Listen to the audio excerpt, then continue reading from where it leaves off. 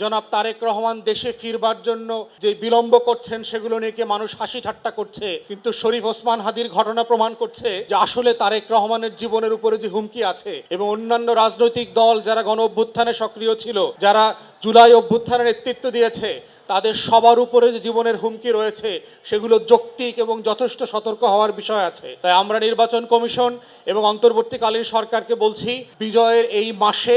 আমরা যেভাবে আমাদের অতীতের মুক্তিযোদ্ধাদেরকে স্মরণ করছি, 24-এর যারা কর্মী ছিলেন তাদেরকে স্মরণ করছি, ঠিক একইভাবে আপনাদেরকেও মনে করিয়ে দিচ্ছি আপনারা আল্লাহর ওয়াস্তে যে বড় বড় পদ চেয়ারে বসবার সুযোগ পেয়েছেন, সেই দায়িত্বটা আপনারা আমানতদারিতার সাথে পালন করেন। সেই দায়িত্বটা যদি পালন করতে না পারেন তাহলে বিজয়ের মাসে স্বাধীন রাষ্ট্র কিন্তু পরাজিত হতে পারে। অতএব এই ইতিহাসকে ধরে রেখে আমরা সরকারকে আহ্বান করছি, ডিসাইসিভলি ডেটারেন্ট শো করেন, যেন বাংলাদেশের নাগরিক সমাজ, ভোটাররা এবং রাজনৈতিক নেতা কর্মীরা আশ্বস্ত হতে পারে যে ফেব্রুয়ারিতে আসলেই একটা ভালো নির্বাচন হওয়া সম্ভব, যেমনটা মাননীয় প্রধান উপদেষ্টা পুরো জাতিকে বারবার বলেছেন।